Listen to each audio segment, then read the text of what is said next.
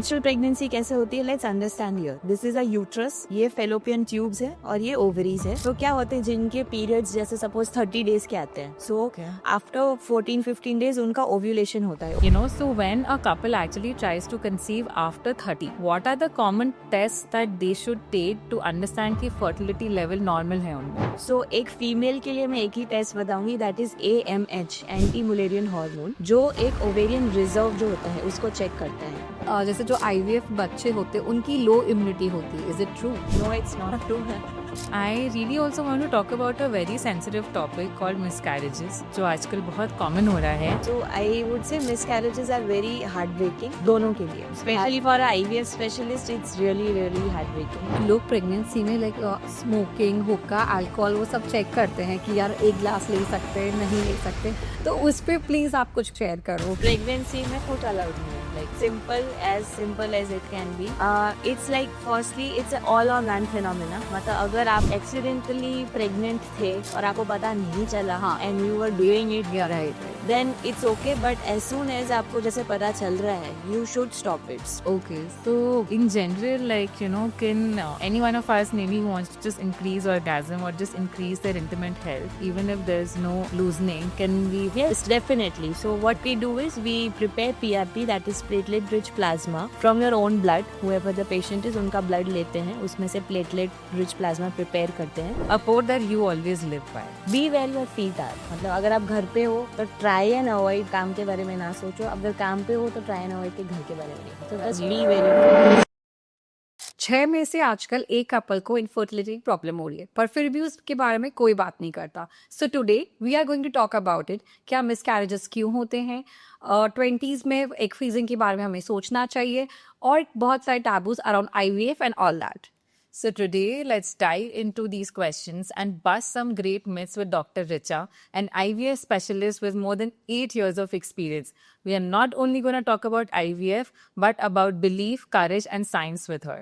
So hi, Dr. Richa. We are really glad to have you here today. Hello Priyanka, hello Anisha। Hi. So Richa, before diving into anything, so we would want to know कि आपने बहुत सारे couples को help किया इस journey में, so what was a inspiration to be a gynaecologist and IVF expert? Gynae तो मैंने चूज की थी, but I didn't choose IVF choose me, मुझे ऐसा लगता है। सो फर्स्ट अबाउट गायनैक, जब मैं इंटर्नशिप कर रही थी MBBS में, तो हमारी हर सब्जेक्ट में पोस्टिंग लगती है as an intern. So there was this only one subject जहाँ पे कोई भी इंटर्न खुश नहीं था, और वो था gynaecology. Really? Because we had to do night duties, और वो इतना फ्रस्ट्रेटिंग होता था बिकॉज हम लोग थके हुए होते थे। I don't blame it on the government doctors, जहाँ मैं I have done my MBBS from a government hospital, but वहाँ पे लोड इतना ज़्यादा है कि जो ऑब्स्टेट्रिशियंस एंड गायनेकोलॉजिस्ट होते हैं उनका थोड़ा सा नेचर वैसा हो जाता है, a bit frustrating. I saw story. So it happens। तो मुझे पहले तो I thought that I will not take gynae, never, but then I thought that I want to change that narrative। I can become one of the gynec who is empathetic towards the patient and who gives time to their patient, so that is why I chose gynae। Then I wanted to go in laparoscopy, but COVID आ गया, तो laparoscopy की जो मेरी fellowship थी वो postpone हो गई। And in that Covid time मुझे ऑफर दिया गया कि हम एक IVF क्लिनिक जयपुर में लाना चाह रहे हैं, are you interested? Then I thought कि I am free right now, I don't have to go for laparoscopy, I was just doing my senior residency again in SMS medical college. Okay, तो I thought why not just go for the fellowship IVF के लिए, and देख लेती हूँ कि क्या पता interest आ जाए। So when I went in that fellowship, मेरा लैप्रोस्कोपी का उसके बाद होना था, मुझे इतना अच्छा लगा IVF कि I got just that smile जो वो एक कपल के चेहरे पे है, दैट पॉजिटिव टेस्ट, मतलब मुझे गूज बम्स आ गए थे। तो ऐसा मुझे लैप्रोस्कोपी में कभी नहीं होता कि मुझे गूज बम्स आए हो। I was like this is why calling I. Oh, that's cute. That's really good. That's really good. Oh my. So can you tell कि नेचुरल प्रेगनेंसी होती कैसे बॉडी में? सो नेचुरल प्रेगनेंसी मैं इस मॉडल में explain कर लेती हूँ। जैसे this is a female reproductive system. Natural pregnancy कैसे होती है, let's understand here. This is a uterus, ये फेलोपियन ट्यूब्स है और ये ओवरीज है and this is the vagina. So क्या होते हैं जिनके पीरियड्स जैसे सपोज 30 डेज के आते हैं, सो आफ्टर 14-15 डेज उनका ओव्यूलेशन होता है. ओव्यूलेशन मतलब ओवरी में से एग बन के फेलोपियन ट्यूब में आना. That egg after ovulation can survive in your body, in a female body, only for about 22 hours, मतलब मोटा मोटा एक दिन. That day 3 previous days and 1 उसके ओव्यूलेशन के बाद. तो ये 5 days जो होते हैं उसको हम फर्टाइल विंडो बोलते हैं, क्योंकि स्पर्म्स फीमेल बॉडी में अबाउट 3 to 5 days तक सर्वाइव कर सकते हैं. तो ये 5 days जो है that is known as a fertile window, कि जब एक प्रेगनेंसी रुक सकती है. नीचे से जब आप जैसे after the intercourse the semen sample is deposited here. So from here the sperms वो आते हैं फेलोपियन ट्यूब में. एग भी फेलोपियन ट्यूब में ही आता है. एम्ब्रियो बनता है. वो एम्ब्रियो 3 to 5 days ट्यूब में ही रहता है.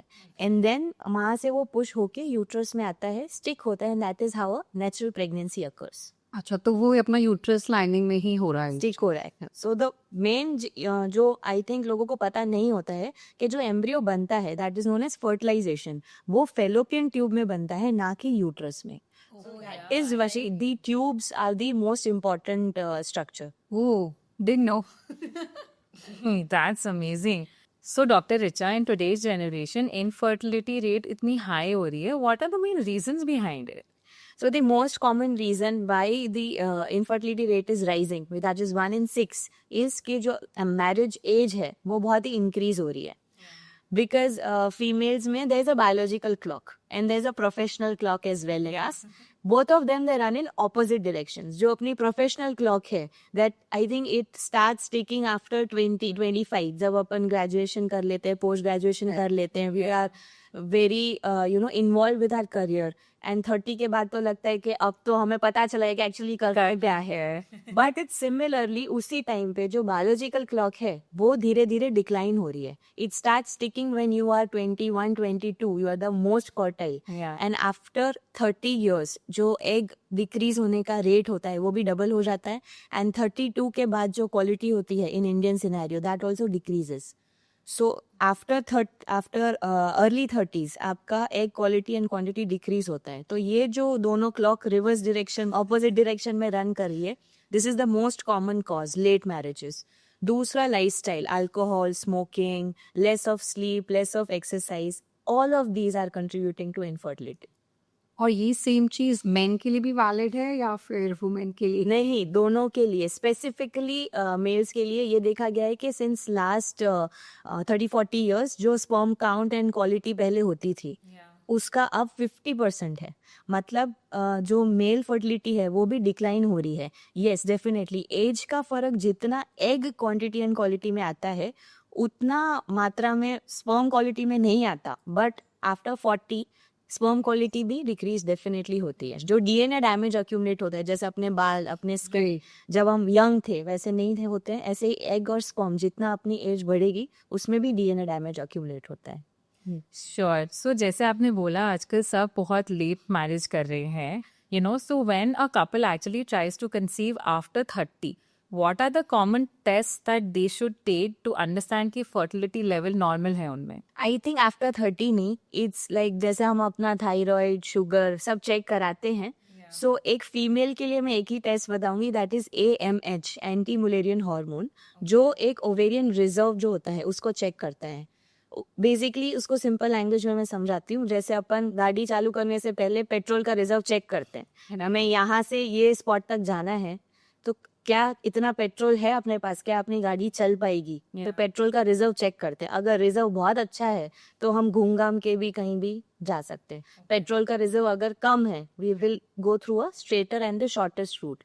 सो similarly we have to check an AMH females में, जो अपने को ओवेरियन रिजर्व बताती है. जिनका ओवेरियन रिजर्व पहले से ही कम है then they should actively either get married and have children. मतलब उनको अपनी fertility cycle, fertility life span plan करना पड़ेगा, और they can go for egg freezing. So egg freezing और अर्ली मदर जो भी आपको सिलेक्ट करना है वो आप सिलेक्ट कर सकते हो. बट आपको पता होना चाहिए कि AMH है, एक टेस्ट होता है, इट्स नॉट दैट एक्सपेंसिव, आप करा सकते हो. So that is one test. And males में एक सिंपल सीमेन एनालिसिस. Okay. तो ऐसे मैं बात करूं तो फीमेल्स में तो बहुत सारी टेस्ट हैं, बट मेल में तो एक ही है, it's the Pandora's box, that is a simple semen analysis. इतना चीप टेस्ट है, बट कभी कभी जो मैंने प्रैक्टिस में देखा है, मेल्स कराते नहीं हैं just because you know they think that the wife should be evaluated for. So that is the problem. So the only two things I tell them, not not after 30, I would say anytime. They think that they should know their fertility potential. For females, it is AMH, and for males, it is a simple semen analysis. Okay, तो अभी जैसे अपन ने egg freezing की बात करी, तो can you explain कि egg freezing होती क्या है, क्या प्रोसेस होता है, क्या कॉस्टिंग होती है, मतलब एक बेसिक आइडिया. सो पहले तो क्यों करानी चाहिए एग फ्रीजिंग? जैसे मैंने पहले बोला, एक बायोलॉजिकल क्लॉक होती है. So after 30, so females are born with a set number of eggs, जैसे एक गोडाउन होता है फैक्ट्री का, लाइक दैट. एंड मेल्स को भगवान ने कैसे बनाया है? एक फैक्ट्री की तरह. प्रोडक्शन 2-3 मंथ्स में बनता रहता है. सो आप मेल्स का कभी भी स्पर्म काउंट कराओगे तो कभी कुछ आएगा, कभी कुछ आएगा, बट फीमेल्स में हमेशा उनका egg count with age decrease ही होगा. There is no abhi advancement by which we can increase the number of eggs. We can definitely improve the quality, but quantity के लिए अपने पास अभी तक कुछ है नहीं साइंस के पास. So with age वो decrease ही होगा. So if you are someone who is headstrong कि मुझे तो अभी शादी या बच्चे नहीं करने हैं, मुझे आफ्टर 35 या आफ्टर 40 ही करना है, I want to concentrate on my career, then you can go for egg freezing. That is known as social egg freezing. You are freezing your eggs for some other reason, not medical. Otherwise there's a medical egg freezing. उसमें जैसे किसी को cancer है, बचपन में detect हो गया या यंग लाइफ में डिटेक्ट हो गया, and you have to go for chemotherapy, radiotherapy, which is toxic to the gonads, मतलब ओवरी के लिए भी और टेस्टिस के लिए भी. अच्छा, तो आपके स्पर्म क्वालिटी क्वांटिटी भी कम होगा, आपका एग क्वालिटी क्वांटिटी भी कम होगा. तो ऐसे केसेस में हम स्पर्म फ्रीजिंग और एग फ्रीजिंग ये एलोकेट करते हैं. About the procedure, egg freezing में there are 10 to 12 days of injections that are given females में, और वो पेट पे लगते हैं जैसे शुगर के इंजेक्शंस लगते हैं. कोई पेन वगैरह कुछ नहीं होता है. एंड देन अंडर एनेस्थीसिया ही हम एग्स को रिट्रीव करते हैं. इट्स जस्ट अ प्रिक, पर वो प्रिक का भी पेन ना हो, इट्स इनसाइड द वजाइना, तो वो पेन प्रिक का भी पेन ना हो, इसीलिए it is done under anaesthesia. And उन एग्स को हम फ्रीज कर सकते हैं अच्छा, in the lab. So freezing according to government guidelines is 10 years for now. अगर extend करना है तो with some permission and some official authorities हम extend भी कर सकते हैं. तो उसकी कॉस्टिंग क्या रहती है? It depends how many cycles are required. जैसे हम प्लान करते हैं at least 15 to 20 good quality eggs को फ्रीज करने का हमारा टारगेट रहता है. अगर किसी का AMH अच्छा है तो एक साइकिल में ही हमें वो मिल जाते हैं एग्स. अगर पुअर है तो 2 to 3 साइकिल्स लग सकती है. Cost of one cycle is around 1.5 to 2 lakhs. It depends on which injections you are using, which procedure, which test could have been done. Do we require a laparoscopy with it or not? Multiple है, but it starts from 1.5 to 2 lakhs. और उनके फिर कुछ annual charges भी होते हैं maintenance या one time? Freezing charges होते हैं, बट आई थिंक मुझे ऐसा लगता है कि एग फ्रीजिंग के बारे में ना, rather than talking of the cost, it's like लोग बाइक लेने के लिए नहीं सोचते हैं, लोग इंश्योरेंस लेने की नहीं सोचते हैं. So it's like a insurance. You take it, you hope you don't have to use it, but good to have. It's good to have it. So whenever you plan, ऐसा नहीं होना चाहिए कि काश मैंने पहले कर लिया होता, because this you can not run back time and do it again. Acha, yeah. Okay. Awesome. So we've spoken about egg freezing, but just coming back to the topic कि जो couples अभी late marriage कर रहे हैं, what would you suggest कि उन्हें गायनाक के पास people who started trying कितने टाइम के बाद उन्हें एक गायनाक विजिट के लिए जाना चाहिए, after trying naturally? I think you're talking about when to visit a fertility specialist. When to visit a fertility specialist. So, Yes. if it depends on the age of the woman. If Okay. the age of the woman is less than 35 years, Okay. and 1 साल हो गया है उनको unprotected intercourse करते हुए, and they are not able to conceive, Yeah. that is the time they should go. But if the age of the woman is more than 35, try for 6 months, नहीं conceive हो रहा है तो दिखाना है, और अगर 40 and above है तो पहले दिखाना है and then try करना है, I would say. Okay, got But if the periods are irregular, कोई स्पर्म एनालिसिस में कोई प्रॉब्लम आई है, they know that they have some history of PCOS, endometriosis, fibroids, so I would say कि उनको पहले एक बार आप कंसल्ट ले लो and then you try actively, because कुछ प्री नेटल सप्लीमेंट्स भी होते हैं जो हम प्री कंसेप्शन काउंसलिंग हमें करनी होती है, तो ये सब पहले एक बार काउंसलिंग कर लेना चाहिए. इनफैक्ट मैं तो बोलूँगी कि जब आप शादी कराते हो तो कुंडली मैच कराने की जगह you get yes you it is very important कि हाँ वो बाद में पता चलता है कि अच्छा जो लोग सोचते हैं कि हम क्या गिफ्ट दे शादी में, तो आप कपल को ये गिफ्ट दे सकते. You can give them a night consultation. I have few marriages in my house. I'll follow this. So that is amazing. So actually the whole point is कि आजकल ये जो unexplained fertility चल रहा है, you know, कि test भी normal आ रहे हैं, 1 year से ट्राई भी कर रहे हैं, but still they are not able to conceive because maybe they're getting married late. What would you suggest? You know, natural pregnancy के अलावा और क्या ऑप्शन है कपल के पास? सो अनएक्सप्लेन इनफर्टिलिटी हम पहले तो कब बोलते हैं? सो जैसे मैंने बोला, वी चेक फॉर 4 थिंग्स.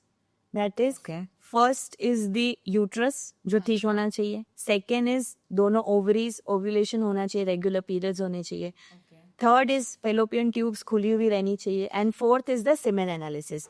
सो अगर ये 4 चीज है, that is uterus, fallopian tubes, ovaries and a semen analysis, if everything is normal, then the couple, and still they're not able to conceive, then the couple is stamped as a diagnosis of unexplained infertility. और इसमें अगर हम there are many things that we look into. Firstly हम देखते हैं कितना duration of marriage हो गया है, कितने टाइम से वो लोग ट्राई कर रहे हैं कंसीव करने के लिए, बाकी चीज़ें कैसी है, एवरीथिंग इज हेल्दी अदरवाइज, और टाइम टू कंसेप्शन उनको कितना, if they are like really tired कि हम और कुछ नहीं करना चाहते, हम बस हमें रिजल्ट ही चाहिए, then time to conception is shortest with IVF.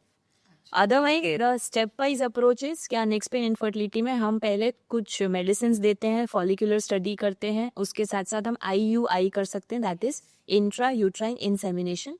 और अगर वो भी काम नहीं करता है for 3 to 4 cycles, then we go for IVF, that is in vitro fertilization.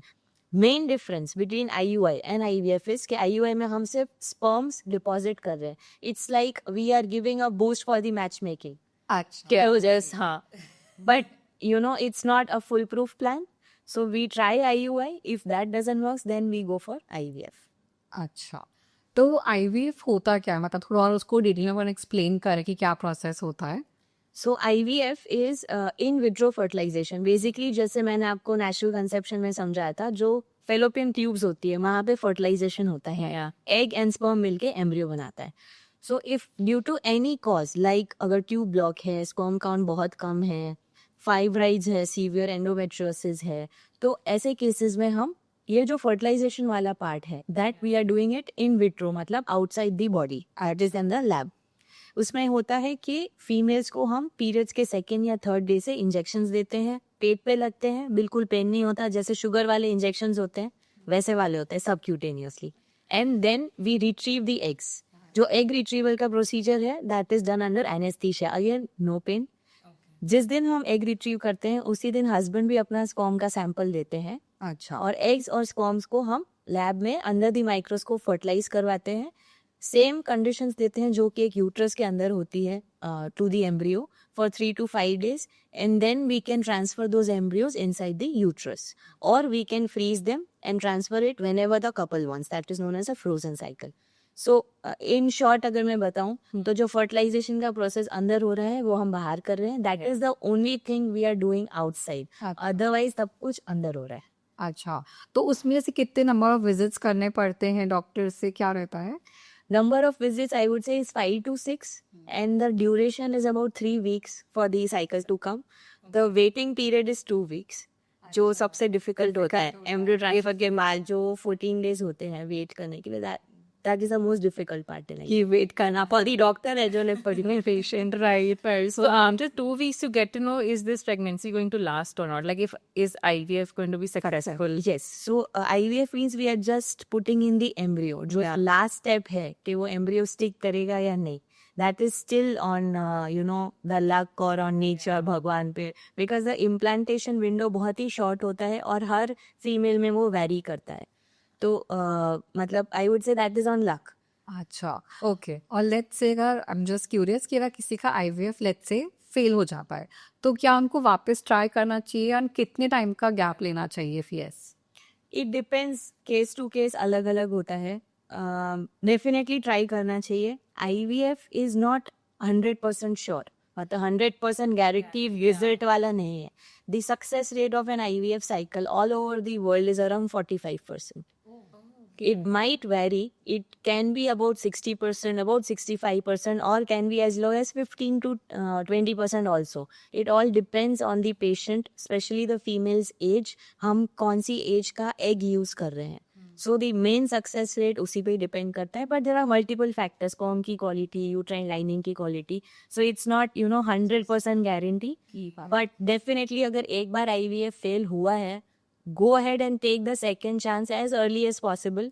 क्योंकि जैसे मैंने बोला, आपका IVF का सक्सेस रेट आपकी जो फीमेल की एज है उस पे डिपेंडेंट है. सो जितना पोस्टपोन करोगे उतना IVF से भी सक्सेस रेट कम होता है. नहीं तो एज अर्ली का क्या मतलब होगा, कितना टाइम गैप लेना चाहिए? ऐसा कुछ, मतलब at least a month. Obviously we will wait for one natural cycle. And then again, yes yes, you can try, definitely you can. पर आई थिंक वो इमोशनली बहुत ट्रॉमेटिक होता होगा. आई थिंक IVF फिजिकली इतना टैक्सिंग नहीं है जितना emotionally है. Yes. So emotionally, you have to be headstrong. You have to have faith in the process and on your doctor, and just go ahead. या so honestly मेरी family में ही किसी ने आईवीएफ करवाया था. I know, I have seen her going through it, and वो actually यही था कि जब वो हुआ and the turn around was like wow. Well, actually, it's such a big taboo that I think आधे लोग डर, मतलब even if you know कि this is the last resort, it takes a lot of courage to actually get there. So yeah, but we really also want to know कि एक वो भी है कि IVF is very expensive. So again, for one cycle, how much does it cost in India? It's the same. See, basically, जो मैंने egg freezing के लिए बोला, it's anywhere from 1.5 to 2.5 lakhs. Yeah. Depends on the quality of the injections that we are doing. Investigations that is required. किसी किसी को hysteroscopy, laparoscopy भी suggested होता है.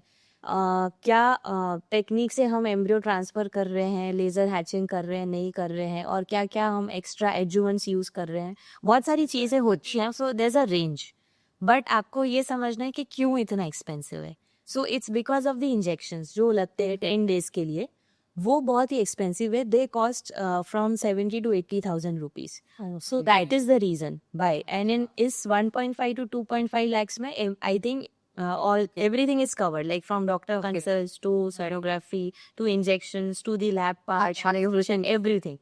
But the main why it is so expensive is because of the cost of the injections. Okay, which helps improve the egg quality as well. So why we are giving the injections is naturally एक ही egg बन रहा है. We want whatever eggs there are on the surface of the ovary to develop. That is why, and of good quality also. That is why we are giving the injections. So that वो जो egg retrieval का part है वो हम बार बार नहीं करें. Okay, Got it.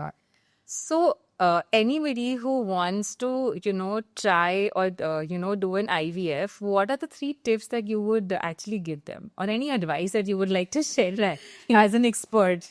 I think sleep, stress, and आपकी जो भी लाइफस्टाइल है, लाइक डाइट एंड एक्सरसाइज, ये और these 4 things, these are the basis of any treatment that you are taking, not just IVF, any treatment, चाहे वो diabetes हो, hypertension हो, कोई ऑर्थोपेडिक ट्रीटमेंट है क्यों ना. सो एनी ट्रीटमेंट, ये 4 चीजों पे तो आपको काम करना ही है. बाकी पे तो डॉक्टर काम करेंगे, but you have to work on yourself. Got it. तो ना कुछ ना मिथ्स होते हैं आईवीएफ के around, so we would want you to bust it कि जैसे जो आईवीएफ बच्चे होते हैं उनकी लो इम्यूनिटी होती है. Is it true? No, it's not true. Actually ये जो सारा बच्चों वाला मिथ है वो मैं एक ही क्वेश्चन में आंसर कर देती. श्योर. सो ये मिथ तब आया था जब IVF जब पहले कराते थे लोग. सो सब कुछ करवा के, झाड़ा फूका लगवा के, पता नहीं क्या क्या करिए, एंड वो 40-45 ईयर्स की फीमेल हो जाती थी तब लेके आते थे. अच्छा. तो 40-45 ईयर्स की फीमेल अगर नेचुरली भी कंसीव करती है, चाहे IUI के थ्रू करे चाहे IVF के थ्रू करे, वो जो DNA डैमेज एग में है वो एम्ब्रियो में आई गई, तो वो एम्ब्रियो एबनॉर्मल होने के, जो डाउन सिंड्रोम हम बोलते हैं, उसके chances after 35 years of age anyways बढ़ जाते हैं. सो पहले इसलिए ये मिथ आया था क्योंकि IVF बहुत ही लेट एज में कराते थे. So when you compare the results, it was because of that. But now it's not like that.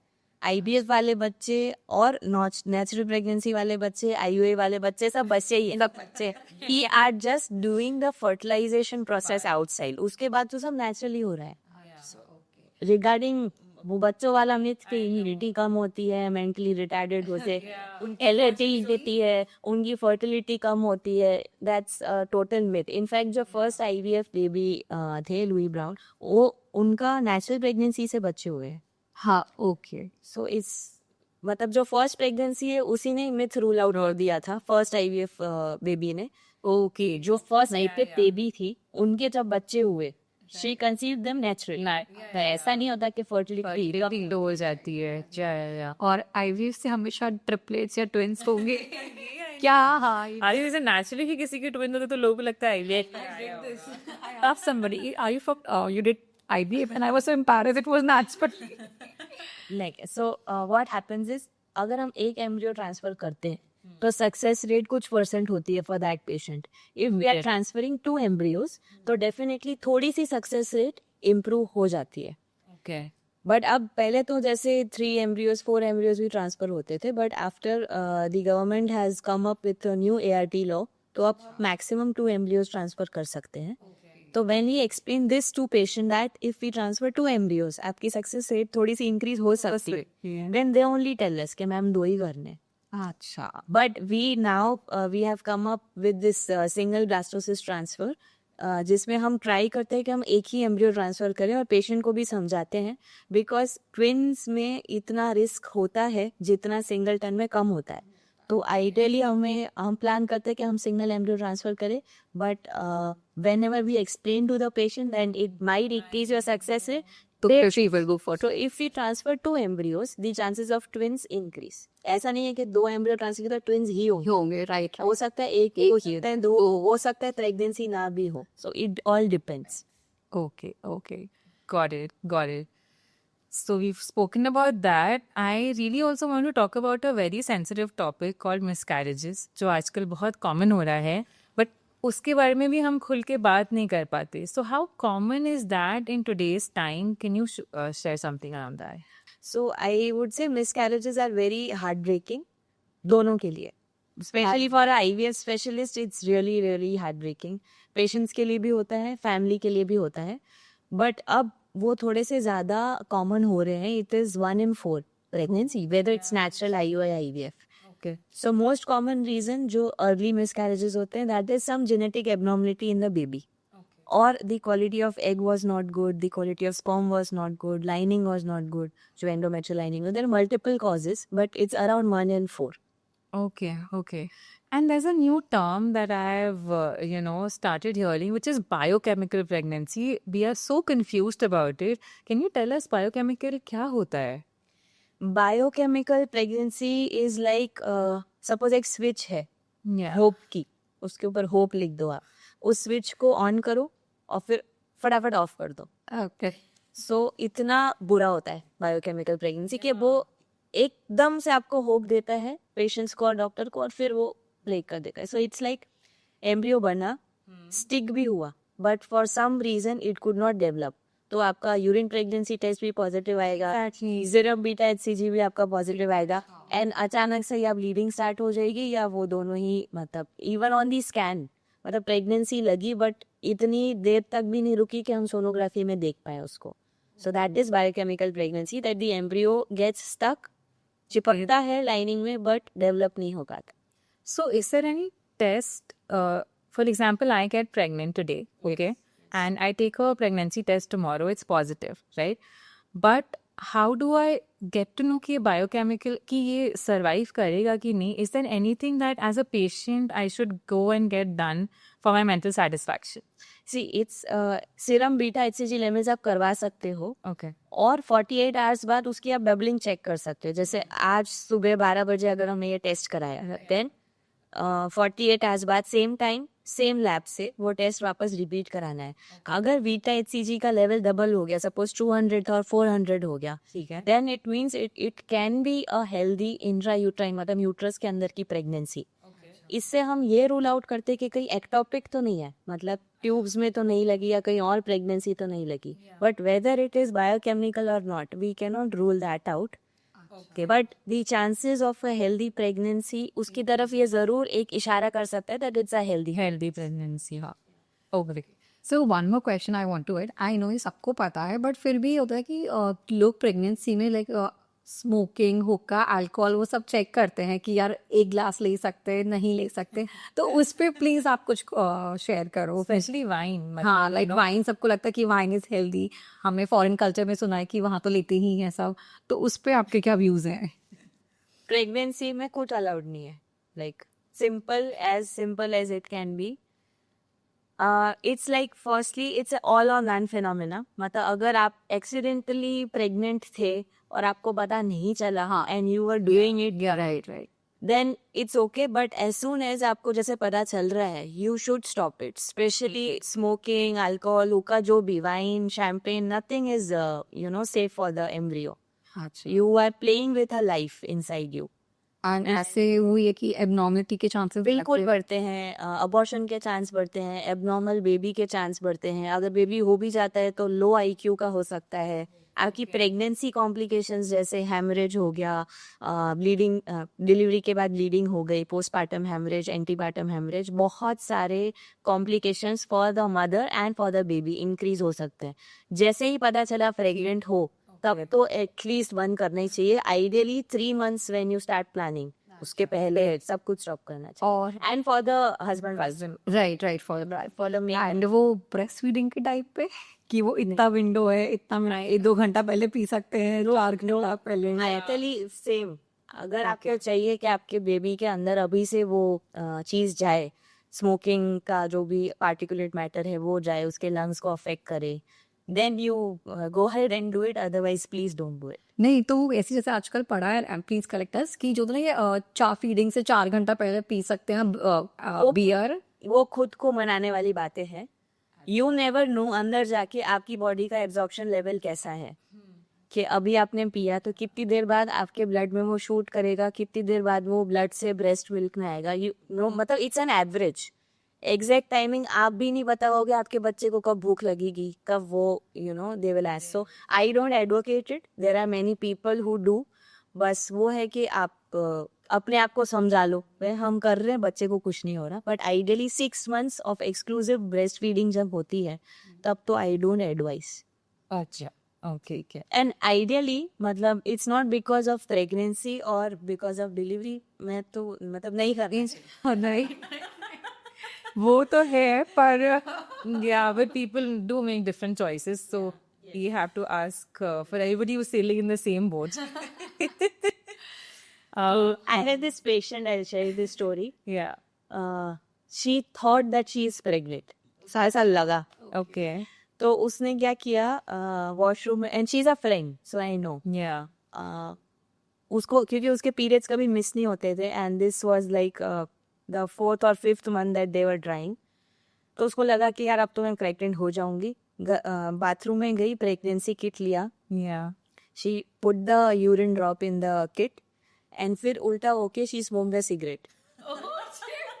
No सिक्के तो कि मैं 9 महीने नहीं भी पाऊँ. तो they people like that. It's a funny story. Yeah. It's a very, मतलब मेरे लिए तो मुझे it was like a mini heart attack, कि you should not be that selfish when you are planning to become a mother. Yeah. Think about the baby first. You have to, you are growing a life inside, तो you should, मतलब उसके बाद तो मैंने उसको बहुत डांटा. That's another story.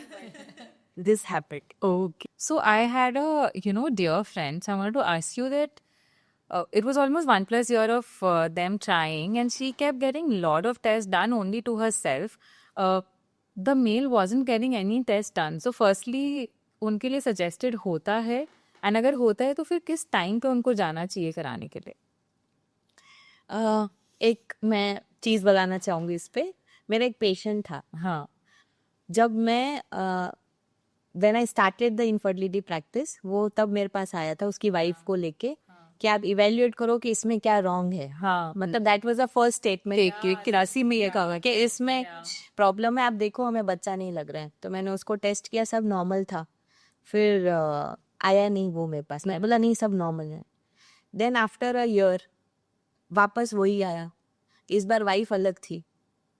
मुझे बोला देखो इसमें भी कुछ गलत है. अच्छा, वाइफ ही अलग थी.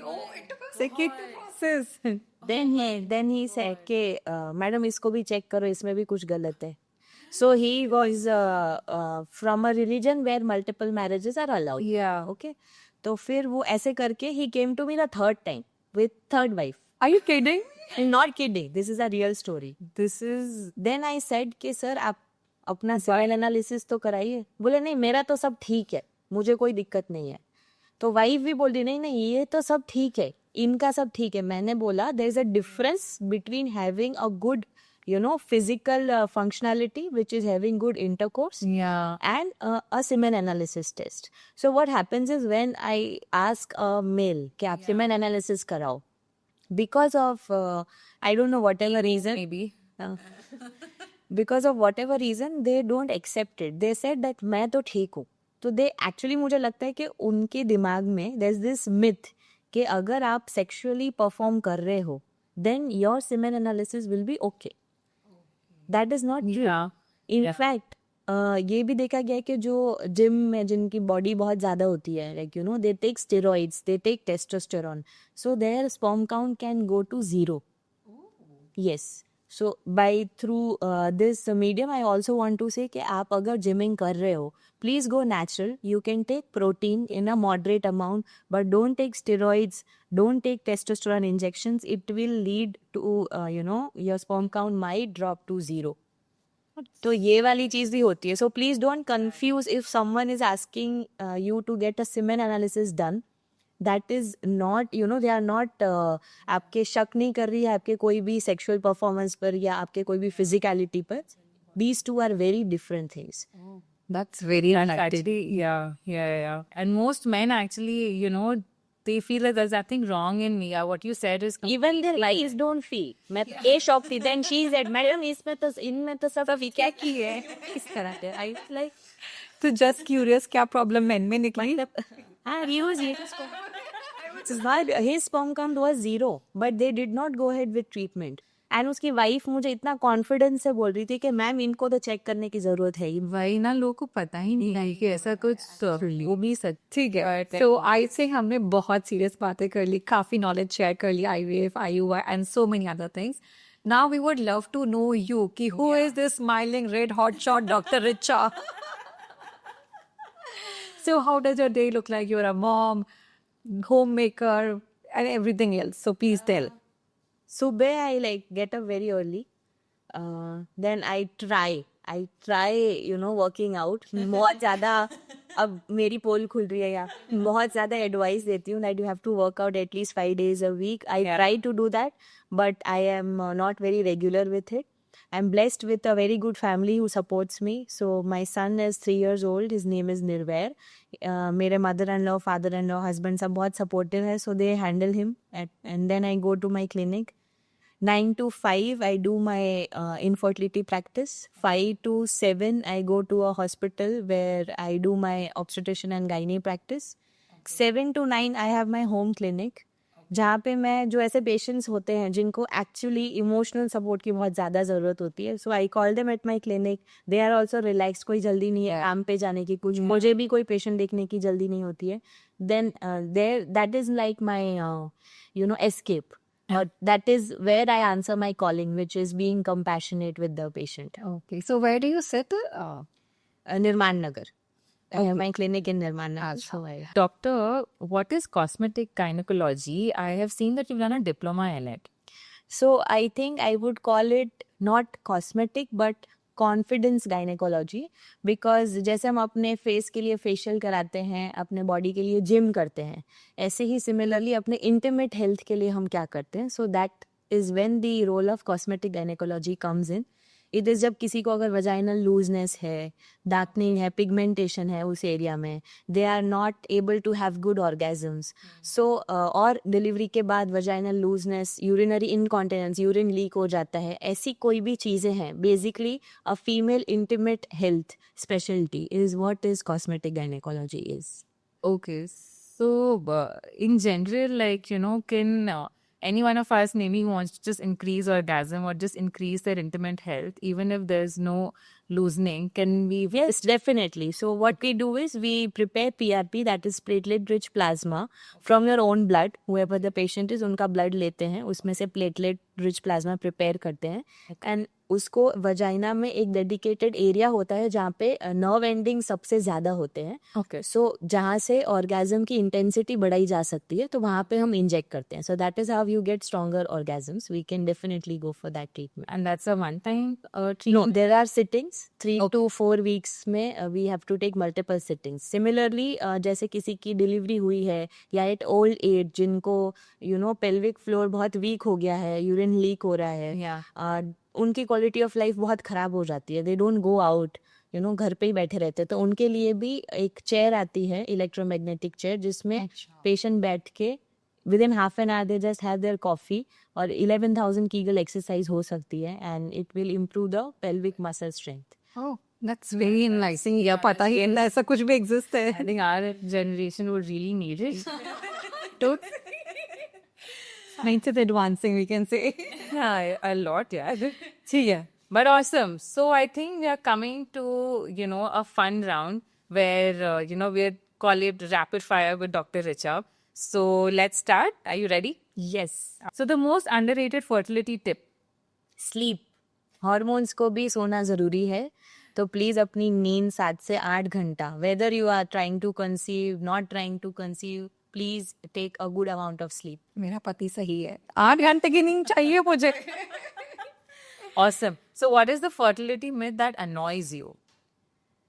About the mail fertility, whenever मतलब अभी भी, मैंने जब सीमेन एनालिसिस के लिए बोला है, तो द फीमेल्स आर, उनकी मतलब वाइव्स प्रोटेक्ट करती हैं कि नहीं, उनके में तो सब कुछ ठीक है. Again I am telling that having a good sexual performance doesn't mean that your semen analysis will be normal. So your proudest moment as a gynac?